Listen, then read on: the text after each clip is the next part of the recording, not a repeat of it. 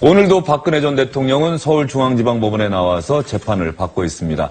이번 최순실 국정농단 사건을 검찰과 특검이 조사할 때 결정적으로 도움이 됐던 자료죠. 안정범 전 수석의 업무수첩. 이 업무수첩이 또 확보가 됐다고 합니다. 이 내용을 한번 이야기해 볼까요? 김태현 변호사. 네.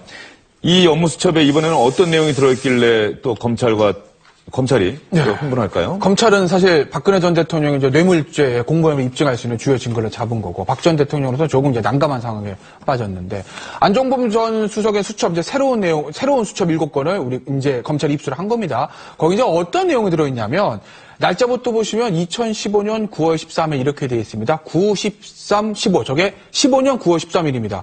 우리나라식이 아니라 미국식으로 좀 날짜를 기재했어요. 안정범 주석이.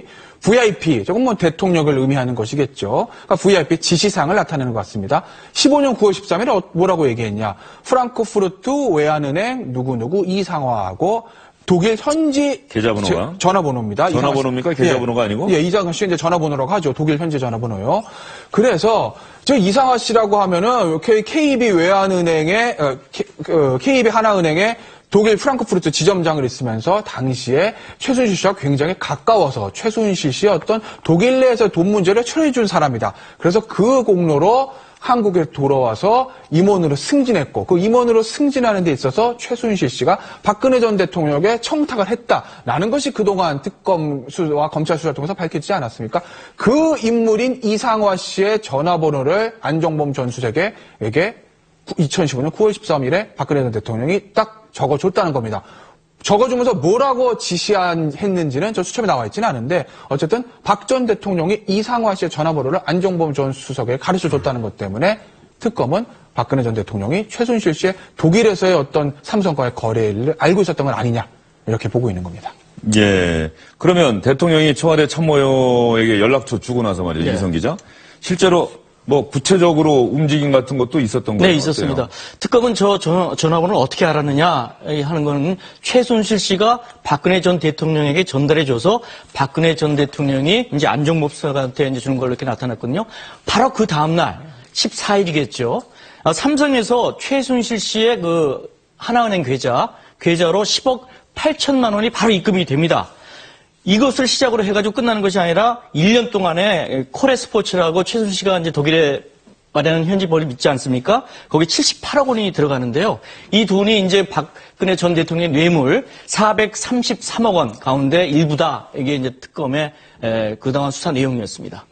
지금 이기성 기자 설명 들으면 저 안정범 전 수석의 업무수첩에 기재되어 있는 저 사실, 박근혜 전 대통령의 뇌물 혐의를 입증하는 결정적인 증거가 될 수도 있겠다, 이런 생각이 드는데요. 그렇습니다. 지금은 사실은 이번 그 최순실 게이트에서 안종범 씨의 그 수첩이 상당한 역할을 하고 있지 않습니까? 그래서 1차적으로 검찰이 확보했던 것이 17건이었고 2차적으로 확보했던 것이 2월경에 39건의 추가적인 수첩이었습니다. 그리고 이번에 7건의 추가적인 수첩이 다시 한번 확보가 된 건데요.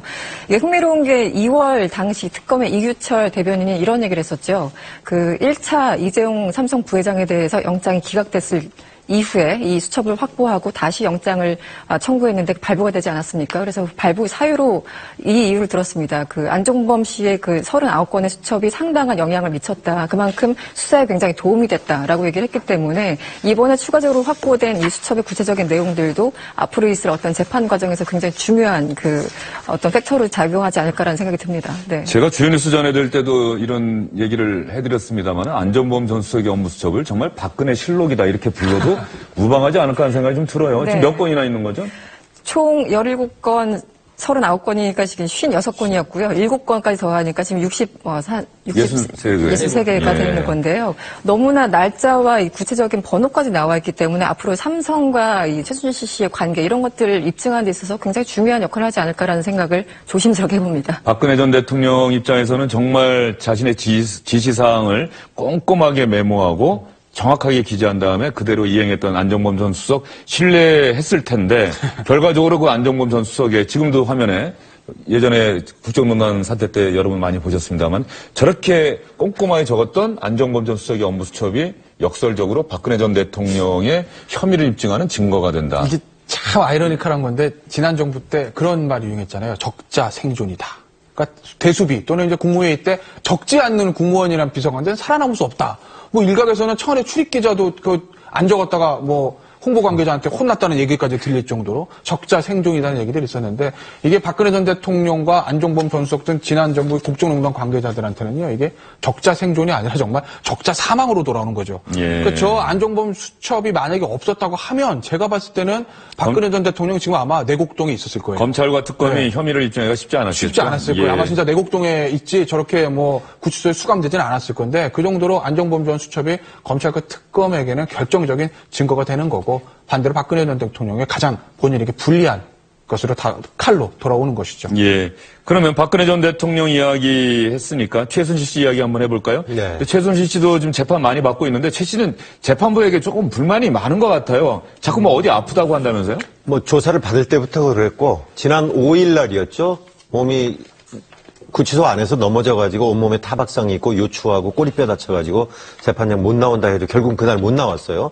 그런데 어제 재판에서도 또 재판부에다가 내가 원래 뼈와 허리가 안 좋았는데 오는 15일 날 내가 예약을 해놨다. 치과와 정신과 치료를 예약을 해놨는데 그날은 나 좀 재판을 좀 빼달라 이렇게 얘기를 했어요. 그래서 재판부가 그날은 꼭 해야 될 날짜인데 다른 날짜로 일정을 바꾸면 안 되겠느냐 이렇게 얘기를 했더니 담당 의사가 그러니까 치과 의사예요. 그 의사가 목요일만 구치소에 와서 그날이 15일이 목요일인데 그날은 불가피하다. 내 이가 굉장히 안 좋다. 그러니까 검사가 알아보고 오더니 구치소에 확인해 봤더니 치과 의사 바꿀 수 있다고 한다. 요일. 그렇게 해서 결국은 최순실 씨가 요청했던 15일 날 재판 안 하는 거, 자기 안 나오는 거, 그거는 요청이 받아들여지지 않았습니다.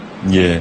김태 변호사, 최 씨 입장에서는 정말 억울할 수도 있죠. 아파서 아프다고 하는 거고 재판받기 어려워서 그런 건데 또 다른 쪽에서는 뭔가 의도가 있는 것 아니냐. 재판을 뭐 지연시킨다거나 뭐 불참하게 되면 재판이 또 그만큼 더 해야 될 테니까 말이죠. 네, 그러니까 최순실 같은 경우에는 워낙 지금 작년 11월부터 수감 생활이 시작이 됐고 그동안 뭐 지금 보시는 것처럼 뭐 재판에 한두 번 출석한 게 아니기 때문에 뭐 건강이 뭐 안 좋긴 할 겁니다. 다만 이제 그게 재판에 정말 출석까지 못할 정도로 안 좋은지는 뭐 좀 아직까지 확실하지 않은데 문제는 자꾸 이제 재판에 아프다, 뭐 연기, 뭐 불출석 이런 얘기들이 이제 생기게 되면 말씀하신 대로 외부에서는 좀 따가운 시선으로 바라볼 수도 있는 거죠. 혹시 재판을 계속 좀 지연시키려는 거 아닌가. 그래서 구속기간이 만료가 되면 장시호 씨가 풀려났듯이 역시 석방이 돼서 불구속 상태에서 재판을 좀 받고 싶어하는 의도가 숨어 있는 것은 아닌가라는 좀 따가운 눈초리는 어느 정도는 좀 받을 것 같습니다. 예. 그러면 이승원 평론가, 정유라 씨가 어제에 이어서 오늘도 검찰에 소환돼서 조사를 받았는데 뭐 대부분 모른다 뭐 이런 식으로 답변을 한 것 같은데요. 네, 그 덴마크에서 한국으로 귀국했을 때 공항에서 잠시 한 5분간 기자회견 비슷한 걸 하지 않았습니까? 그 당시에 입장 표명을 했던 그 기조를 계속 유지하고 있는 것 같아요. 나는 모른다. 엄마가 시켜서 했다. 뭐 이런 거고 그때 가장 앞거는 내가 대학에 지원한 과 이름도 잘 모르겠다. 뭐 이런 식으로 표현하지 않았습니까? 근데 그런 것들이 이번에 상당히 좀 먹힌 부분이 아닌가. 그러니까 상식적으로 보면 이해는 아닌가 하지만 법률적으로 보면 그런 진술들이 상당히 먹혔다. 그래서 구속영장까지 기각시켰다라는 말이 나오고 있는 것 같은데요.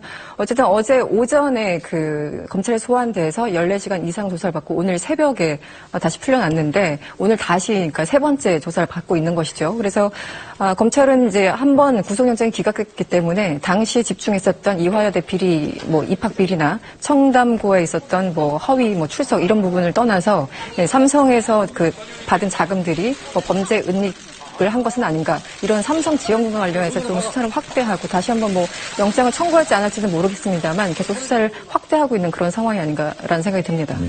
정유라 씨 검찰에 출석할 때 취재 기자들이 저렇게 과열된 분위기에서 취재를 하는데 어제도 저 영상 봤습니다만 포토라인을 지켜주는 게 어떤가 싶은 생각이 그렇죠. 들어요. 다른 사람들은 지켜주고 정유라 씨는 혼자 나온다고 해서 저 포토라인이 깨지면서 상당히 곤혹스러운 표정을 어제에서 오늘도 보이고 있는데. 어제 같은 경우도 사실 기자들이 이렇게 서 있으니까 그냥 내려온 것이 아니라 두 번 돌다가 왔다는 거 아닙니까? 기자들은 사실 그 목숨을 걸고 취재를 하는데 정유라 씨가 자꾸 이렇게 숨바꼭질 하려고 하니까 물론 지켜주는 것도 중요하지만은 정유라 씨 에서도 좀 이렇게 그 약속을 해서 요 포토라인에서 딱 얘기를 하겠다 뭐 이렇게 했으면 되는데 이 말도 안 하고 막 자꾸 들어가고 하니까 아마 취재 경쟁이 붙어서 저런 것 같은 저건 좀 변호인단과 좀 협상을 해서 협의를 해서 해가지고 좀 말끔하게 했으면 좋을 것 같다는 생각이 좀 듭니다. 예. 그러면 이제 박근혜 전 대통령 재판에 유진영 전 문화체육관광부 장관이 증인으로 출석을 했습니다. 그런데 정말 오늘 주목되는 발언을 많이 하고 있는 것 같습니다. 여러분 며칠 전에 문체부 2차관에 임명된 노태강 전 국장 기억하십니까? 노태강 전 체육국장이 문체부 2차관에 임명이 됐는데 박근혜 전 대통령이 노태강 전 국장에 대해서 참 나쁜 사람이다 이렇게 얘기한 게 아니라 참 나쁜 사람이더라. 유진영 전 장관이 아주 오늘 재판에서 명확하게 기억을 하고 그 발언을 한 것 같은데요. 임광 기자도 혹시 그 내용 들으셨습니까? 이라고 하더랍니다. 정확하게 말을 하면은요. 그러니까 자기가 직접 나쁜 사람이다가 아니고요. 나쁜 사람이라고 하더라. 그러니까 간접화법 아닙니까? 3자가 했던 걸 이야기한 걸로. 그러니까 결국은 누가 했겠습니까? 자기에게 누군가가 해줬다는 거죠. 지금 유진용 전 장관이 2시 10분부터 증인으로 지금 출석을 해서 사실상 면직된 이후 박근혜 전 대통령하고 처음으로 마주하는 겁니다. 박근혜 전 대통령 표정 어떨까가 지금 저희 취재에 들어와 있는데 보니까 똑바로 쳐다보고 가끔 허탈한 듯이 고개를 돌렸다 이렇게 나와 있거든요. 근데 그 앞에서 당당하게 노태강 국장하고 진재수 과장 이런 사람들을 대통령이 한 명 한 명 이름을 기억한다는 거에 대해서 자기는 굉장히 놀랬다. 그때 당시에. 정부 부처가 많은데 문체부의 국장급 이하 공무원의 이름을 대통령이 기억하는 것 자체가 너무나 놀라웠다. 뭐 이런 얘기겠죠. 그렇습니다. 그러니까 어떻게 알고 그 사람들을 또 꼭 핀셋처럼 찍어서 이렇게 나쁜 사람이라고 하더라라고 이야기했는지. 그런데 자기가 보기에는 오늘 면전에서 그 이야기를 했습니다. 자기가 보기에는 노태강 씨는 노태강 국장은 능력자였다. 그런데 청와대가 쫓아내려고 변명을 한 것뿐이다. 이렇게 하면서 지금 일단 2시 10분부터 증언이 시작이 됐으니까요.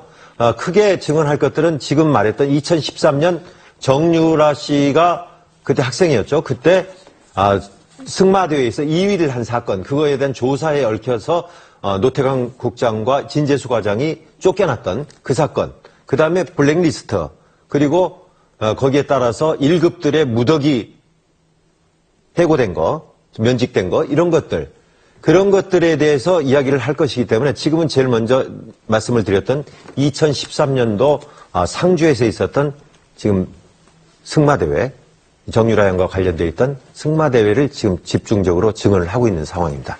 유진용 전 장관이 이런 얘기도 했다고 합니다. 그 상급자나 하급자가 모두 다 그 능력을 최고라고 얘기했던 사람이 노태강 전 국장인데 이 사람을 징계하지 않으려고 자기는 좀 버티려고 했는데 노태강 전 국장이 직접 찾아와서 저를 징계하지 않으면 문체부가 큰일 납니다. 저를 징계하는 모양이라도 보여주시는 게 좋지 않겠습니다. 이렇게 울면서 얘기를 해서 박물관으로 보냈는데 그 인사를 보고도 박근혜 전 대통령이 한마디 더 했다는 거 아니에요? 이 사람이 아직도 여기 있으니까. 그렇죠. 네. 그래서 결국은 끝내 면직 처리할 수밖에 없었다라고 하는 얘기를 한 건데 오늘 유진용 전 장관 앞으로 증언이 계속될 겁니다. 그러면 오늘 저녁 8시 뉴스 내일 아침 조간신문에 자세하게 보도가 될 텐데요. 여러분도 한번 보시죠. 노태강 전 국장 박근혜 전 대통령에 의해서 참 나쁜 사람이라고 하더라는 얘기를 듣고 끝내 문체부에서 면직됐지만 얼마 전 문재인 정부가 들어서면서 문체부 2차관으로 다시 화려하게 고향 부처에 복귀를 했습니다. 이 소식은 이쯤에서 정리를 하고요.